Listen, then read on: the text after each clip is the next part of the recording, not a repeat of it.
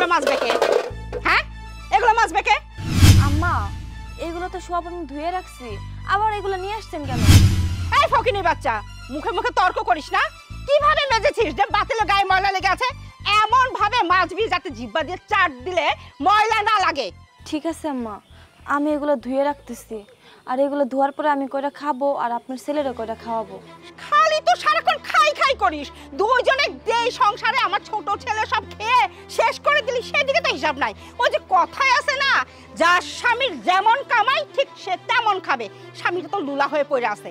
এই তুই লুলা হয়ে পড়ে থাকতে পারিস না? তাহলে তো দুইজনকে নিয়ে গড়স্থানে দিয়ে আসতে পারি, আমিও শান্তি পাই। শোন, এগুলো ভালো মতো মাজা ঘষা করে আমাকে এবং আমার ছোট বৌমাকে 2 কাপ চা দিবি। আর তারপর ওয়াশরুমে যে কাপড় চোপড় ভেজানো আছে সেগুলো ভালো মতো পরিষ্কার করবি। যদি ময়লা থাকে না, তাহলে তো বুঝতেই পারছস আমি কত ভয়ঙ্কর হতে পারি। তোর একদিন কি আমার একদিন, মাথায় রাখিস। মা, কি হয়েছে? ও মা, আমি তো তোমারই সন্তান। আমি অ্যাক্সিডেন্ট কইরা আজকে লুলা হয়ে ঘরে পড়ে আছি। তুমি কেন আমগো দুইজনের কথা শুনাইতেছো মা? ওরে বাবা রে বাবা, হ্যাঁ, বউকে কয়েকটা কথা বলছি, একটু কাজের কথা বলছি, একবার লাগে গেছে, তাই না? এত দরদ কোথা থেকে আসে? এই সংসারে যে বসে বসে খাস, আমার ছোট ছেলের কামাই। তোদের যে বসে বসে খাওয়াই, তাই তো তোদের সৌভাগ্য। যদি আর একবার কোনো কথা বলেছিস না, তাহলে দুজনের আজকে থেকে ভাত বন্ধ বলে দিলাম।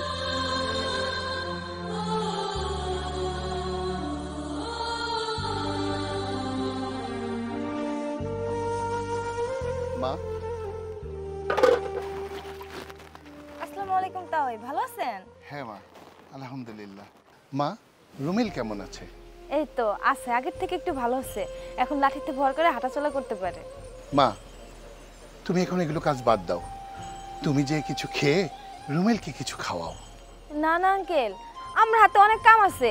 এই কামগুলো শেষ না করতে পারলে আমার শাশুড়ি আমার অনেক বকাবকি করবো। আমি এই কামগুলো শেষ করে তারপরে খামো। শোনো মা, আমি যেটা বলি তুমি সেটা করো। তুমি যাও, কিচ্ছু হবে না, আমি এখানে আছি। আর হ্যাঁ, আমি যে এসছি এই কথাটা তুমি কাউকে বলো না। যাও মা, যাও। ঠিক আছে।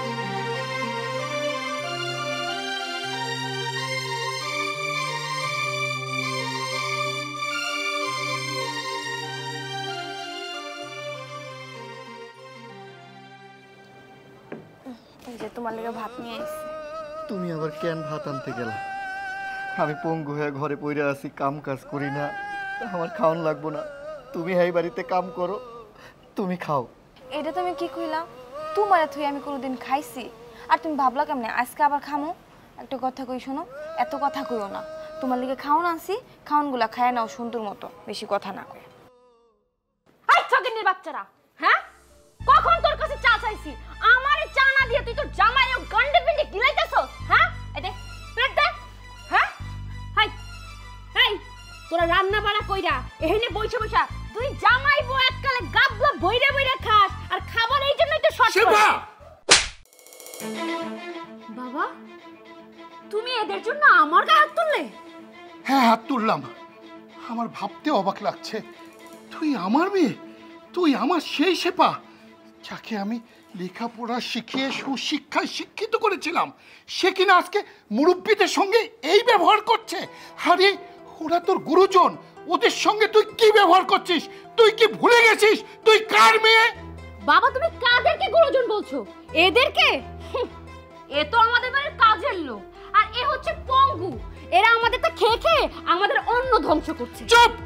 আর একটা কথাও না। এই তোর শাশুড়ি কোথায়? রাকিব কোথায়? ডাক ওদেরকে। না, আমি নিজেই ডাকছি। বিয়ান সাহেব, বিয়ান সাহেব, রাকিব, বিয়ান সাহেব। আসসালামু আলাইকুম বাবু। ওয়ালাইকুম আসসালাম। বিয়ান সাহেব, এটা কে? এটা আমার বড় ছেলে। আর আপনার পাশে যেটা, এটা কে? এটা আমার ছোট ছেলে। আপনার ছোট ছেলের বউ আপনার বড় ছেলের মুখ থেকে খাবার কেড়ে নেয়, এটা কি আপনি শিক্ষা দিয়েছেন? দেখেন বিআই সাহেব, নিবে না তো কি করবে বলেন? এই যে কাকে না কাকে বাঁচাতে যায় নিজের পাটা ক্ষত করে আসছে, আর সে এখানে বসে থাকে, কোনো কর্ম করতে পারে না। আমার ছোট ছেলের ইনকামে এই সংসারটা চলে, ওদের যে বসা বসা খাওয়াচ্ছে এইটাই তো বেশি। তো কি করবে বলেন? চুপ করুন, একটা কথাও আপনি বলবেন না। ওর সম্পর্কে আপনি কি জানেন? ওর সম্পর্কে আমি সব জানি। ও কি করেছে জানেন? ওর একটা পা হারিয়ে 56 জন ছেলেকে বাঁচিয়েছে। ও যে 56 জন স্কুল ছাত্রছাত্রীকে বাঁচিয়েছে, তারাই আমাদের ভবিষ্যৎ প্রজন্ম। কেউ হবে ডাক্তার, কেউ হবে ইঞ্জিনিয়ার, কেউ হবে ব্যারিস্টার, আবার কেউ বা হবে এই দেশের প্রেসিডেন্ট। মুক্তিযোদ্ধা কাদেরকে বলে জানেন? মুক্তিযোদ্ধা তাদেরকেই বলে যে লোক দেশের জন্য, দশের জন্য, সমাজের জন্য নিজের জীবনকে স্যাক্রিফাইস করে, তাকেই বলে মুক্তিযোদ্ধা। আরে আপনার ছেলে তো একজন বীর মুক্তিযোদ্ধা, আপনার গর্ব হওয়া উচিত আপনার ছেলেকে নিয়ে। অথচ আপনি সেই ছেলেকে তুচ্ছ তাচ্ছিল্য করছেন, আমার মেয়েকে দিয়ে তাকে অত্যাচার করাচ্ছেন, আপনি নিজে অত্যাচার করছেন। আর এই যে আমার গুণধর জামাই, হ্যাঁ নিজে তো ফিটফাট হয়ে থাকো। আরে তুমি কি জানো তোমার শিক্ষা দীক্ষা, পড়াশুনো, আজকের চাকরি, এসবের কার অবদান? এই তোমার বড় ভাই। তোমার বাবা মারা যাওয়ার পর এই সংসারের হাল ধরেছিল এই ছেলেটি। আমি ওকে ছোটবেলা থেকেই চিনি। ওর স্বভাব চরিত্র, ওর সবকিছুর মধ্যে একটা আলাদা পাওয়ার ছিল, যেই পাওয়ার দিয়ে তোমাকে মানুষ করার চেষ্টা করেছে ও।